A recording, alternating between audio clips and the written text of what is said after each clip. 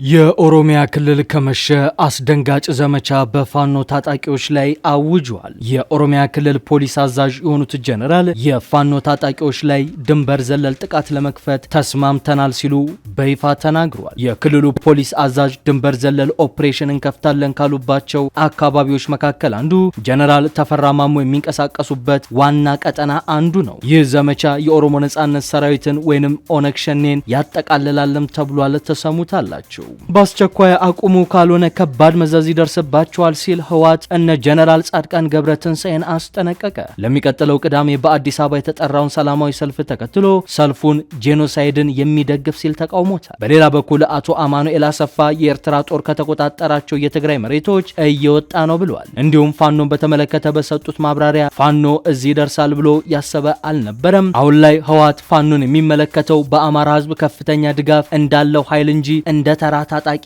አይደለም ሲሉ አነጋጋሪ አስተያየት ሰጥቷል። ታደምጡታላችሁ። ኢራን አደገኛውን ካርድ መዘዘችው። ሆርሙዝን እንደዘጋቸው የባብኤል መንደብ ሰርጥንም ልሳኑን እቆልፈዋለሁ ስትል ዝታለች። አሜሪካ የኢራንን የኃይል መሰረተ ልማቶች ላይ ጥቃት የምትሰነዝር ከሆነ የየመኑ ሀውቲ ታጣቂ ቡድን የቀይ ባህር የነዳጅ ማጓጓዣ መስመርን ለመዝጋት ዝግጁ እንዲሆን ማዘዟንም ሮይተርስ ምንጮቹን በዋቢ በማድረግ ዘግቧል። ትሰሙታላችሁ።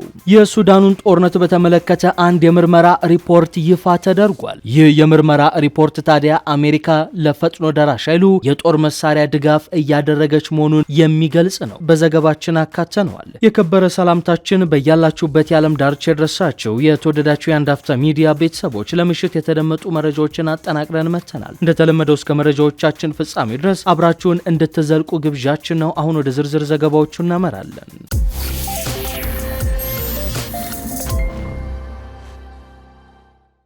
በአስቸኳይ አቁሙ ካልሆነ ከባድ መዘዝ ይደርስባቸዋል ሲል ህወሓት እነ ጀነራል ጻድቃን ገብረትንሳኤን አስጠነቀቀ።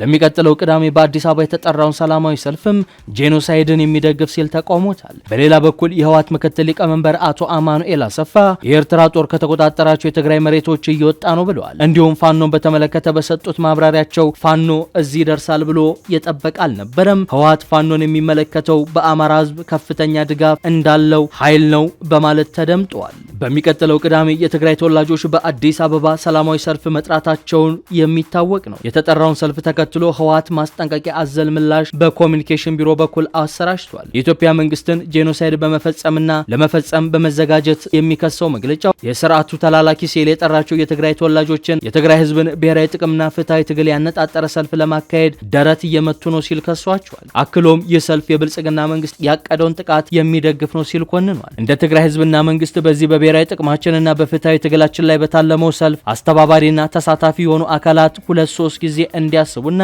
ከዚህ ነውረኛ ተግባር እንዲቆጠቡ እንጠይቃለን ሲል አስጠንቅቋል። ህወሓት የተጠራውን ሰልፍ በብሔራዊ ጥቅማችን ላይ ያነጣጠረ ነው ቢልም የሰልፉ ዋና ዓላማ ግን ከዚህ ፍጹም የተለየ ነው። የቅዳሜው ትዕይንተ ህዝብ ዋና ዓላማ ህወሓት እያደረገ ያለውን ህገወጥ ወታደራዊ አፈሳ እንዲያቆም የሚጠይቅ ነው። ይህ በእንዲህ እንዳለ የህወሓት ምክትል ሊቀመንበር የሆኑት አቶ አማኑኤል አሰፋ አነጋጋሪ አስተያየትን ሰጥተዋል። አቶ አማኑኤል አዲስ በሰጡት ቃለ መጠይቅ የጠቅላይ ሚኒስትር አብይ አህመድን አስተዳደር ለመጣል የውስጥና የውጭ ኃይሎች ፈጥረውታል የተባለውን ጽምዶ መሬት ላይ የለም ሲሉ አጣጥለውታል። ጽምዶ የሚል ጥምረት የለም ያሉ ሲሆን ገዢው ብልጽግና ተቀናቃኞች የተጣመረብኝ ብሎ የሚያራግበው ፕሮፓጋንዳ እንጂ የተለየ ነገር አልተፈጠረም ይላሉ። የብልጽግና መንግስት ሁሉንም የፖለቲካ ኃይሎች ጠላት አድርጎ በመፈረጅ በእነዚህ ኃይሎች የተፈጠረ ጥምረት እንዳለ ቢገልጽም መሬት ላይ የጸና ትስስር የለም። ይህ የህዝብ ለህዝብ ግንኙነት መንግስት እንደሚለው ወታደራዊ ትብብር አይደለም ብለዋል። ይቀጥሉና ጽምዶ የሚባል ጥምረት መሬት ላይ የለም፣ ያለው የህዝብ ለህዝብ ግንኙነትና ይህም በፍላጎት ደረጃ ነው። ጽምዶ ምኞት እንጂ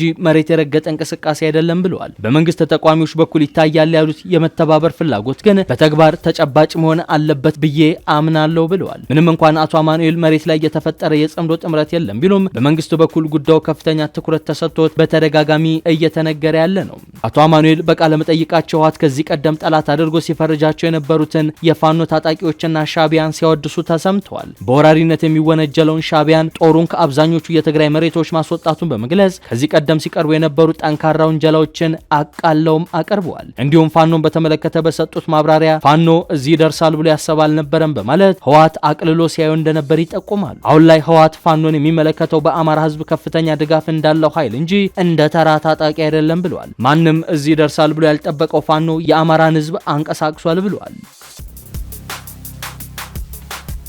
የህወሓት ቡድን ሰሜን እዝን ሲመታ አዛዥ የነበሩት የአሁኑ የኦሮሚያ ክልል ፖሊስ አዛዥ ጀነራል ደሪባ መኮንን የክልሉ ፖሊስ ከአፋር ከፌዴራል ፖሊስና ከመከላከያ ሰራዊት ጋር በቅንጅት በመሆን በኦሮሚያና አፋር አዋሳኝ አካባቢዎች በሚንቀሳቀሱ ታጣቂዎች ላይ የተጠናከረ ወታደራዊ ዘመቻ ለማካሄድ መስማማታቸውን አስታወቁ። ጀነራሉ ይህን የገለጹት የጸጥታ ኃይሎቹ የቀጠናውን ደህንነት አስመልክቶ በጋራ ካካሄዱት ውይይት በኋላ ነው። በመንግስት በኩል ሸኔ ተብሎ የሚጠራው የኦሮሞ ነጻነት ሰራዊትና የፋኖ ታጣቂዎች የዘመቻው ዋነኛ ኢላማዎች መሆናቸውን ጀነራሉ ከሰጡት መግለጫ ላይ ለመረዳት ተችሏል። መንግስት እነዚህን ኃይሎች ስርዓት ለማፍረስ የሚንቀሳቀሱ ሲል የሚፈርጃቸው ሲሆን ታጣቂዎቹ በድንበር አካባቢዎች ተጠልለዋል በሚል የሁለቱ ክልሎች ጸጥታ ኃይሎች የክልል ወሰን ሳይገድባቸው ድንበር ተሻግረው እርምጃ ለመውሰድ ከስምምነት ደርሰዋል። ይህ ድንበር የለሽ የተባለ የጋራ ዘመቻ በተለይም በከሰም ኮሎና አዋሽ 7 አካባቢዎች እየሰፋን የተባለውን የታጣቂዎች እንቅስቃሴ ለመግታት ያለመ ነው። አዛዡ አክለውም ታጣቂዎቹን በሎጂስቲክ በመሳሪያና በስንቅ ይደግፋሉ የተባሉ አካላትን ከህብረተሰቡ ነጥሎ ያለ ምህረት እርምጃ የመውሰድ ስራ መጀመሩን ጠቅሰዋል። ውይይቱ የፌዴራልና የክልል ጸጥታ ኃይሎች የመረጃ ልውውጥ እንዲያጠናክሩና የጋራ ግብረ ኃይል ፈጥረው እንዲንቀሳቀሱ የሚያስችል አቅጣጫ አስቀምጧል። በአፋር ክልል የሚገኙና በመንግስት የሚፈለጉ ግለሰቦችንም አሳልፎ ለመስጠት ከስምምነት ላይ መደረሱን የታወቀው ይህ እንቅስቃሴ የሀገሪቱን ዋና ኢኮኖሚ መስመሮች፣ የባቡር ሀዲዶችና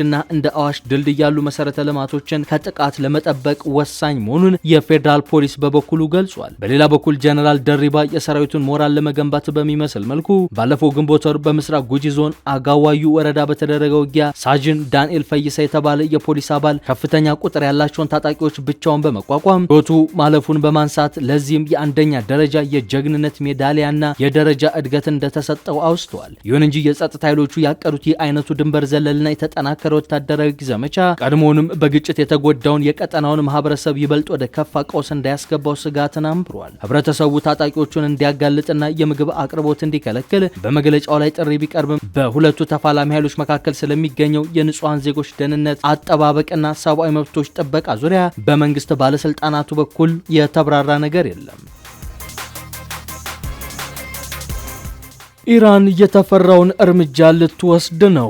ሆርሙዝን እንደዘጋሁት የባቤል መንደብ ወሽመጥንም እከረችመዋለሁ እያለች ነው። አሜሪካ የኢራንን የኃይል መሰረተ ልማቶች ላይ ጥቃት የምትሰነዝር ከሆነ የየመኑ የሁቲ ታጣቂ ኃይል የቀይ ባህር የነዳጅ ማጓጓዣ መስመርን ለመዝጋት ዝግጁ እንዲሆን ኢራን ትዕዛዝ ማስተላለፏን ሮይተርስ 3 የውስጥ ምንጮችን ዋቢ በማድረግ ዘግቧል። እንደ ዘገባው ገለጻ ይህ እቅድ በኢራን መስመሮች መካከል ውይይት የተደረገበት ሲሆን ኢራን አመራሮች መካከል ውይይት የተደረገበት ሲሆን መልእክቱም በከፍተኛ የኢራን ባለስልጣናት አማካኝነት ለሁቲዎች አስቀድሞ ተላልፏል። ይህ ዘገባ የወጣው የኢራን ቀጠናዊ ግጭቱን የበለጠ ለማባባስ ከወሰነች ሁቲዎች ከኢራን ጋር በመቀናጀት የባቤል መንደብን የባህር ወሽመጥ ለመዝጋት የሚያስችል አስቸኳይ ጊዜ እቅድ እያዘጋጁ መሆናቸውን ቴሌግራፍ የየመንን ምንጮች ጠቅሶ ከዘገበ ከሰዓታት በኋላ ነው። እንደ ጋዜጣው ዘገባ ይህ እቅድ ተግባራዊ የሚደረገው ኢራን ወታደራዊ ምላሿን የምታሰፋ ከሆነ ነው። ይህም በዓለም ላይ ካሉት ስትራቴጂካዊ ጠቀሜታ ካላቸው የባህር መስመሮች በአንዱ ላይ የመስተጓጎል ስጋትን የሚፈጥር ነው ሲል ዘገባው ገልጿል። ቀይ ባህር ከኤደን ባህረ ሰላጤና ከህንድ ውቅያኖስ የሚያገናኘው የባቤል መንደብ የባህር ወሽመጥ ከፍተኛ መጠን ያለውን የዓለም የንግድና የኤነርጂ ጭነቶች የሚያስተላልፍ ሲሆን በዚህ የውሃ መተላለፊያ መንገድ ላይ የሚደረግን የመርከብ ጉዞ ለማደናቀፍ የሚደረግ ማንኛውም ሙከራ በዓለም አቀፍ የአቅርቦት ሰንሰለቶችና በነዳጅ ገበያዎች ላይ ሰፊ መዘዝ ሊያስከትል ይችላል። ሁቲዎች ከፈረንጆቹ 23 ማብቂያ ጀምሮ በንግድና በጦር መርከቦች ላይ ተደጋጋሚ ጥቃቶችን ሲሰነዝሩ የቆዩ ሲሆን ድርጊቱን በጋዛ ከሚገኙት ፍልስጤማውያን ጋር ያላቸውን አንድነት ለማሳየት በእስራኤል ወይም በአጋሮቿ መርከቦች ላይ ያነጣጠረ መሆኑን ይገልጻሉ። እነዚህ ጥቃቶች በርካታ የባህር ትራንስፖርት ኩባንያዎች መርከቦቻቸውን በደቡብ አፍሪካው በኬፕ ኦፍ ጉድ ሆፕ በኩል እንዲያዞሩ ያስገደዱ ሲሆን ይህም የማጓጓዣ ወጪን፣ የኢንሹራንስ ክፍያንና የመጓጓዣ ጊዜን በእጅጉ ነው የጨመረው። የሁቲ አማጺዎች እንደ አውሮፓውያን አቆጣጠር በ2014 የመንን ዋና ከተማ ሰንዓን የተቆጣጠሩ ሲሆን አሁንም አብዛኛውን የሰሜናዊና የምዕራባዊ የመን ክፍል በቁጥጥራቸው ስር ይገኛል። የምዕራባውያን መንግስታት ኢራንን ለታጣቂ ቡድኑ የጦር መሳሪያ፣ ሚሳኤሎች፣ ድሮኖችና ወታደራዊ ስልጣናት ትሰጣለች በማለት ለረጅም ጊዜ ሲከሱ ቢቆዩም ቴሄራን ለቡድኑ ፖለቲካዊ ድጋፍ ማድረጓን ብትቀጥልም የቀረበባትን ወታደራዊ የድጋፍ ክስ ግን አስተባብላለች።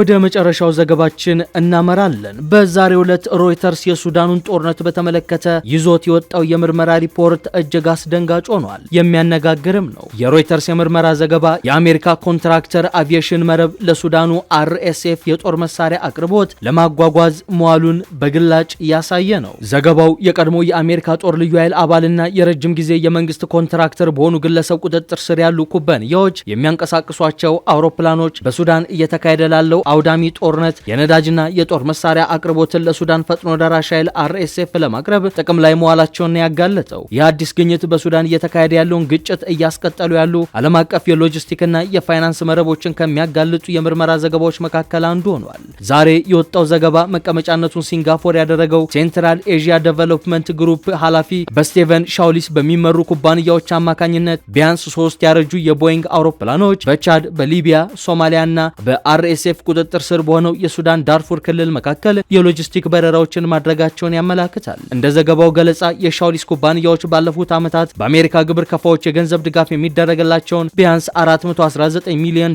የሚያወጡ ኮንትራክቶችን አግኝቷል። ይህም በአፍጋኒስታንና በኢራን ለሚገኙ የአሜሪካ ጦር ኃይሎች የተከናወኑ የመሰረተ ልማት ግንባታዎችን፣ የUSAID መርሃ ግብሮችንና በአፍሪካ የሚገኙ የአሜሪካ መከላከያ ሚኒስቴር የአየር ማረፊያ ፕሮጀክቶችን ያጠቃልላል። በምርመራው አንድ የቦይንግ 737 እና 2 የቦይንግ 727 አውሮፕላኖች በቻድ ዋና ከተማ ንጃሜና፣ በደቡብ ምስራቅ ሊቢያ ኩፍራና በሶማሊያ ቦሳሶ ከተሞችና በደቡብ ዳርፉር የRSF ዋና የሎጂስቲክ ማዕከል በሆነችው ኒያላ መካከል በረራዎችን ሲያደርጉ ቆይተዋል። የዜና ወኪሉ የመረመራቸው የበረራ መዛግብት፣ የሳተላይት ምስሎችና የአቪዬሽን መረጃዎች በRSF ቁጥጥር ስር ባሉ የአየር ማረፊያዎች ላይ ቢያንስ 16 ያለ አውሮፕላኖች ማረፋቸውን ያመላክታል። ሮይተርስ የጠቀሳቸው የተባበሩት መንግስታት ድርጅት ባለሙያዎችና ወታደራዊ ተንታኞች እንደሚገልጹት ይህ የአየር መተላለፊያ መስመር ለRSF ወታደራዊ እንቅስቃሴዎች ድጋፍ የሆኑትን ነዳጅ፣ የሰው ኃይል፣ የጦር መሳሪያና ሌሎች ወታደራዊ አቅርቦቶችን ለማጓጓዝ ከፍተኛ አስተዋጽኦን አበርክቷል። ይህም በመጨረሻ እንደ አውሮፓውያን አቆጣጠር በጥቅምት 2025 በቡድኑ ቁጥጥር ስር የዋለችውን የአልፋሽርን ከተማ ለመክበብ የተደረገውን የ18 ወራት ከበባ ያጠቃልላል። በተጨማሪም ሪፖርቱ በግንቦት 2025 የተፈጸመውን አንድ ክስተት በዝርዝር ያቀረበ ሲሆን በሻውሊስ ባለቤትነት በተባበሩት አረብ ኤምሬቶች የተመዘገበው ኦክሲዴንታል ሰፖርት ሰርቪስስ በተባለው ኩባንያ የተቀጠሩ የበረራ አካላት ያንቀሳቅሱት የነበረ ቦይንግ 737 አውሮፕላን የሱዳን ጦር ኃይሎች በኒያላ አውሮፕላን ማረፊያ ላይ በፈጸሙት የአየር ድብደባ መውደሙ ተገልጿል። አውሮፕላኑ 51 የሚጠጉ የRSF ታጣቂዎችን ጨምሮ ወደ 54 የሚጠጉ ሰዎችን አሳፍሮ እንደነበር፣ አብዛኞቹም በዚሁ ጥቃት እንደተገደሉ ገልጿል። እንደ የምርመራው ዘገባ ከሆነ የአውሮፕላኑ የበረራ አካላት ከሻውሊስ ኩባንያ ጋር በውል ስምምነት የሚሰሩ አንድ ደቡብ ሱዳናዊ አብራሪና አንድ ፔሩዊ የአውሮፕላን መሐንዲስን ያካተቱ ነበሩ። ይህ ጥቃት ጦርነቱ በከፍተኛ ሁኔታ መባባሱን ያመላከተ ክስተት የነበረ ሲሆን ይህም የፈጥኖ ደራሽ ኃይሉ በፖርቱ ሱዳን ላይ ካደረገው የድሮን ጥቃትና ካርቱም ከተባበሩት አረብ ኤምሬቶች ጋር የነበራትን የዲፕሎማሲ ግንኙነት ለማቋረጥ ከወሰነችው ውሳኔ ቀደም ብሎ እየተፈጸመ ነው። የተወደዳችሁ የአንድ አፍታ ሚዲያ ቤተሰቦች ለምሽት የያዝናቸው መረጃዎቻችን እነዚህን ይመስሉ ነበር። አብራችሁን ስለቆያችሁ እጅግ አድርገን እናመሰግናለን። መልካም ምሽት።